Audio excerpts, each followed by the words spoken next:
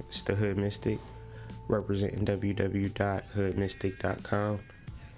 And today I have another message. Today we're continuing our planet series in Esoteric Astrology, where we'll be discussing Uranus in full detail and how it applies to us in our everyday life. I have a message and I have a clear view of Uranus and how we can begin to help us right now in understanding it in a couple different ways. So if you've been following my channel, you generally know how I get down. Just basically dealing with the mythology and then connecting it to the body, to the glands, to the chakra, and then really exploring how Uranus may show up in our chart, and then ultimately how I can begin to help you understand Uranus for yourself by booking a reading. So if this energy or message resonates with you, or if this makes sense at all, be sure to contact me and we can begin to build on this. But I really want to just first and foremost deal with the astrology. Well, even before that, just want to say thank you to everybody who's been getting with me on the email, whether it's Facebook, Instagram, YouTube. People have been supporting me through donations and readings and things of that nature. And last night, I just felt like this gratitude and this love from all the people that kind of reached out, because it's really raising my vibration and my spirit. And you know, you guys helped me, and I hope that I'm returning the energy back by helping you guys. So just want to say thank you to everybody who's been supporting me, my channel, and ultimately my family. My deepest, sincerest gratitude from the bottom of my heart and being. So moving forward, we want to talk about Uranus and the mythology so we can understand it personally, and then how it resonates in our body. So the ancient mind looked at the world and created stories to explain how the world was created. One of the original stories is the story, well, in Greek mythology rather, because Greek mythology is what we generally base, Greek and Roman mythology is what we generally base astrology on. And so to understand the mythology behind the mythology, it helps us understand it when we're just like, you know, Uranus is transiting Taurus. What does that mean? As opposed to just simply looking at keywords and then, like, you know, Uranus means this, so, and then trying to figure it out from keywords. But ultimately that can help you, and it possibly may confuse you more, because generally you'll be looking for a keyword, but you won't understand the purpose of Uranus in your life, especially when you have personal goals and personal things that you're trying to establish. And then we begin to discuss Uranus, and Uranus might not have nothing to do with your personal goals and things of that nature. So really understanding it and how it may show up. So the first story that I want to talk about is Uranus and Gaia. Uranus represents the sky, or the heavens, or the celestial sphere, and Gaia represents the earth. So life began when Uranus and Gaia got married. And so what this represents, it's not an actual thing.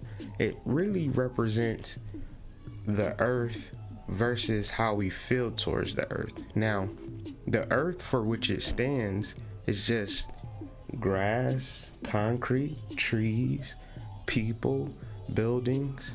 It really serves no real purpose unless you have an emotional connection to it. So when Uranus marries Gaia, that gives purpose to the earth, because now it's no longer a mountain or a river or some trees. It becomes a place where you can raise your family and things like that. So Uranus and Gaia, they get together, and then they have all of these kids. They have giants, the Titans, and the Hecatones or something like that. But anyways, Uranus doesn't like his kids for some reason. Generally, he wants to keep his power, but he knows that his children have more power than him. So instead of building his children up, he swallows them or he buries them. And so Gaia, she doesn't like that. So she gets together with her older son, or youngest son, older son, I don't remember. Kronos or Saturn, same person. She gets with him and they conspire against Uranus to castrate him. And so they castrate Uranus and thus ends his reign, and then Saturn ultimately takes over and he takes the reign. And so from that, all of this is tied into how this may show up for you. Is it showing up in a dysfunctional relationship with your parents, abortion, not having your father around, or even not even understanding your father, or your father not even understanding you? Ultimately, Saturn, when we talk about Saturn next, he represents time. In our next video, rather, Saturn represents time, and he took over Uranus, but ended up doing the same thing that his father did. And so when we talk about time and we talk about Saturn, and when they talk about Saturn swallowing his children, just imagine time is to be like a portal or a vessel that we all kind of just go into, and we find ourselves, like, whether it's 1962 or 520 BC, the only thing that is there is the time. And so generally, when the gods rebel against Kronos or Uranus, they're actually stepping outside of time. They're actually stepping outside of boundaries to begin to deal with Uranus. And so Saturn ultimately cuts off Uranus's testicles. And so that either makes you cringe, or you want to do more research and figure out, well, what the hell do they mean that he cut off his testicles? And so, me personally, I was like, reading this story, I was like dealing with this stuff for like a week, 2 weeks now, just trying to figure out what the hell is Uranus's nuts have to do with this. Like, I don't get it. And then I started relating it to the body and the pituitary gland. I was like, wow, the pituitary gland looks like nuts. And so we'll discuss this. We'll discuss what this means symbolically of Uranus, time, castrating his father. And so when we, let's talk about that right now. So time castrating his father, or Kronos castrating his father. So when we talk about the pituitary gland, we're talking about the master gland of the endocrine system. And what the pituitary gland does, it tells other glands in your body what to do, whether it needs to produce hormones and things of this nature. And so when we begin to discuss the importance of hormones, I just want to keep that in mind.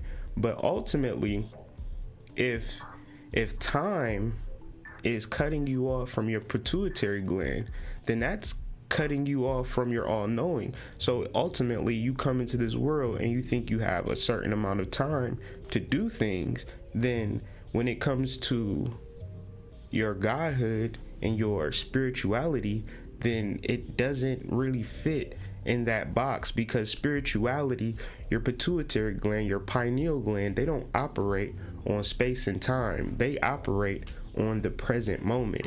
So it's important to understand that when factoring in stress, your hormones, what's going on, all of that matters. It's not more or less about you being successful, or you being a good mom, or being a good dad, or being the captain of the football team. It's more of an inner understanding of your energy.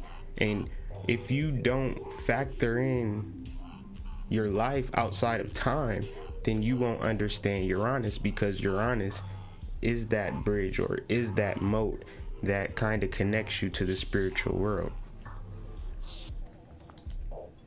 And so Uranus is the heaven, the sky, the celestial sphere, heaven, it represents everything that is supremely good about us. It represents the pituitary gland.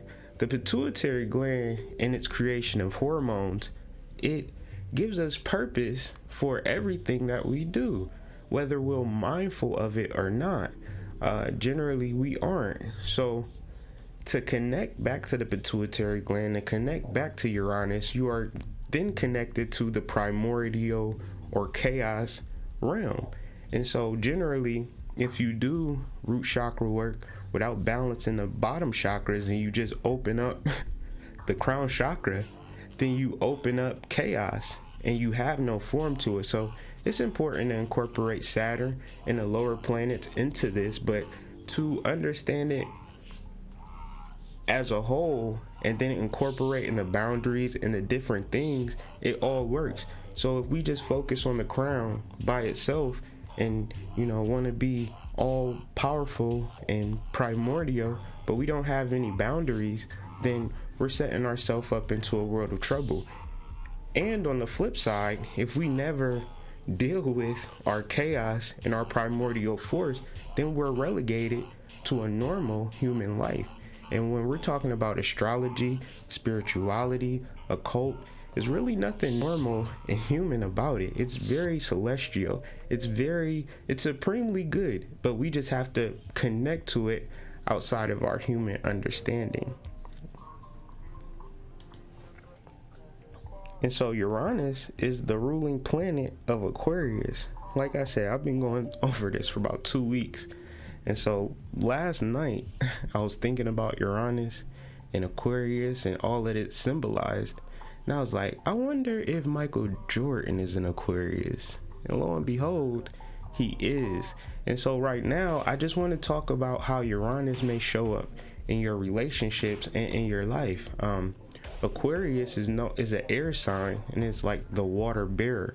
And so when you speak of Michael Jordan, one of his nicknames is actually Air Jordan. And so we're talking about originality, innovation, being connected to source to the point that it makes you want to do something different. Generally, people want to be connected to source or religion to fit in. Ultimately, though, when you're truly connected to source in a real way, then you are going to do things different. So when Michael Jordan came into the league in 1984, everybody had on high shorts. There wasn't no such thing as a shoe contract to the level that he took it to. And then the dunks from the foul line and all of the amazing dunks, and then all of the commercialization. I grew up in the 90s, so, a majority of my time was spent, looking at Michael Jordan, studying Michael Jordan and things of that nature. So he fully embodied the Aquarian energy and the Uranus energy. It's like, okay, I see what you're doing, but I'm going to do something different here. And you may not be used to it, but this is what I'm going to do. And so I was looking at his chart as well. He has Uranus in his 3rd house, trine Venus in his 7th house, a Capricorn. So if I was an astrologer and I seen this, I would have said, he is going to be in a relationship that he feels that he needs to be in first. And that's Venus in the 7th house. Venus is an existential love. It's a societal love. It's a I'm so proud of you guys type of love. Like, you guys look like the perfect couple type of love. That's Venus in the 7th house. But if he has an aspect to Uranus, a trine, then he is going to deal with people and women, men and women, outside of his normal upbringing. So Uranus making love to Gaia represented him going outside of his tribe, because ultimately it was a bunch of celestial beings and chaos beings. They had each other and they created everything. So when they seen Earth, maybe they wanted to deal with it, but they didn't. Uranus was the one that said, you know what, I'm going for it. And so that shows up in our lives too. Where's Uranus at in your chart? Where does what house, what sign does it show up in? Then that can tell you where you need to step outside of the box at, where you need to tap into your greatness at. And so how do you get to that greatness? You don't get to that greatness by being afraid. You get to that greatness by uncovering and really discovering who you are within, and clearing your mind and understanding who you are at a different level. And so in Tarot, Uranus shows up in two cards. Uranus shows up as fire and air.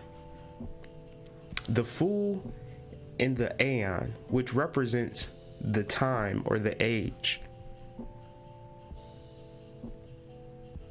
And so when we are truly connected and we are one with our thoughts, and so silence is how we connect to Uranus and our thoughts.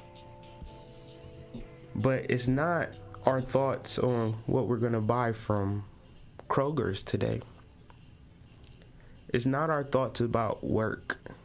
It's not our thoughts about our children. It's not about our thoughts about the relationships that we want to acquire.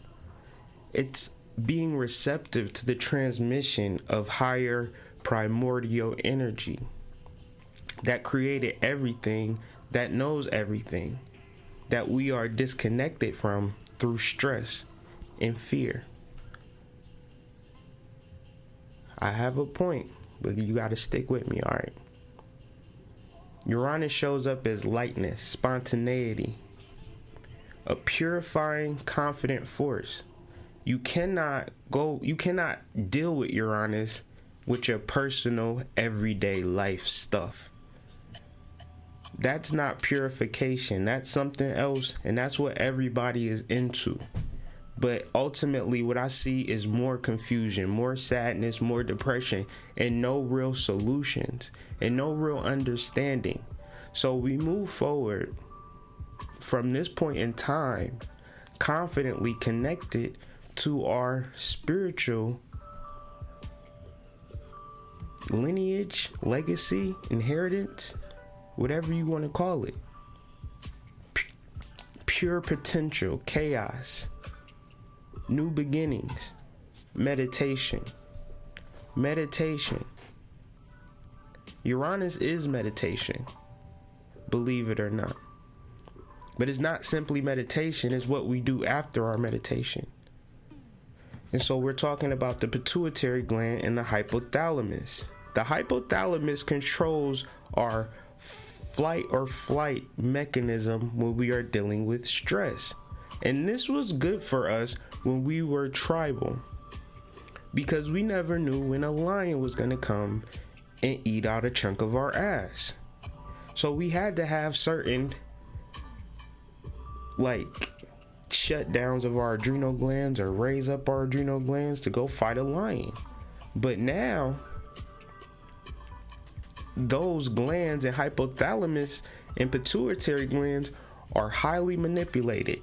Your pineal gland, your pituitary gland, your brain is manipulated because you don't understand the power of stress or the power of meditation and what it actually does to your pituitary gland. Now, a lot of us are on Instagram and Facebook and social media, and we see these people meditating, and they in their tights, and they doing these fancy positions, and they look good. They got on makeup, head wraps, do-rags, whatever. But what is actually happening when we meditate, when we do yoga? We are connecting to our pituitary gland, and our pituitary gland is able to normalize our other glands, and so they begin to produce hormones on a normal level. If you are stressed out over anything, then your hypothalamus is like, oh shit, a lion is about to eat my ass off, so let me shut my shit down and worry about this lion. But the problem is, there is no lion. You have time and energy to meditate, not to get a new house, okay? Not to build, not to manifest a relationship. No, to normalize your hormonal balances so you can move forward with that purifying, confident force of Uranus. Stress is a psychological response and experience on encountering a perceived threat that we feel we do not have the resources to deal with. But you do have the resources to deal with. You do. You just think you don't have the resources. You have the resources within you by balancing your pituitary gland, balancing your hormonal level. So when it comes to, I don't have any energy, I'm not getting enough sleep, I want to have a baby, my stomach hurts, I'm having all of these issues for real, and I don't know what to do. I'm going to go to you for a reading. I'm going to go to her for a reading. I'm going to read this book. But you're not doing what you need to do to balance your hormones. People are willing to do anything existential to get their mind off of their problems. And so people will listen to me for the moment. And while you listen, it may feel good. But what are you going to do after this video goes off? Just click the next recommended video?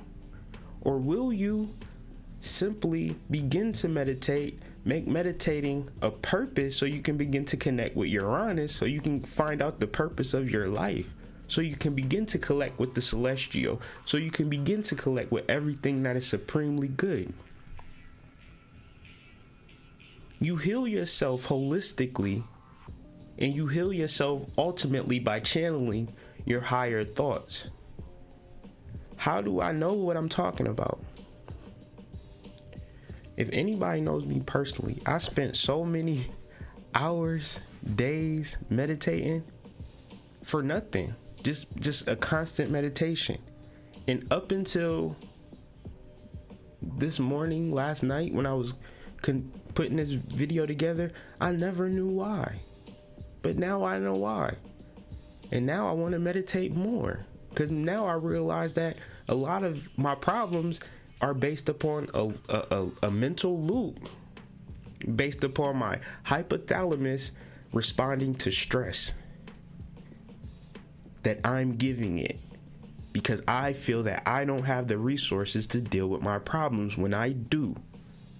I know I do, and I know you do. We all can meditate, because meditation takes nothing. In this video,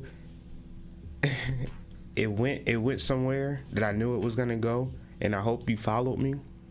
But if you need some guidance or understanding of how these things really show up in your life, and you want to begin to find the answers within you, contact me. Check out my testimonials, read my reviews.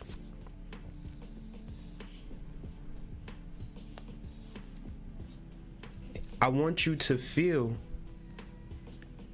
how I feel when it comes to doing these readings and helping people.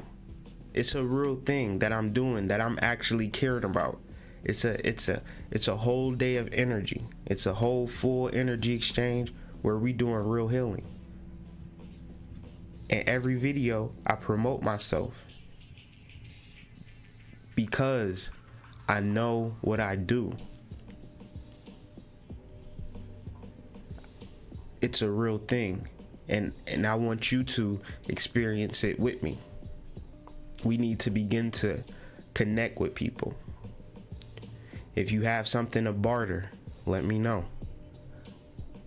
It's not all about making cash. It's all about healing and raising the vibratory frequency of the human population. And this is what I have been put on this earth to do. And I'm doing it. Do you want to know what your purpose is on this earth? Or is it simply to make a lot of money, get a wife, take care of a family, and, take a nice Instagram photo? That'd be up to you. But ultimately, I hope y'all enjoyed this video. It came from the heart. It was 100% real, 100% how I feel, and how I related to Uranus and to myself and to you. I hope this resonated with you, and I hope that I get some feedback on it and tell me how this shows up for you.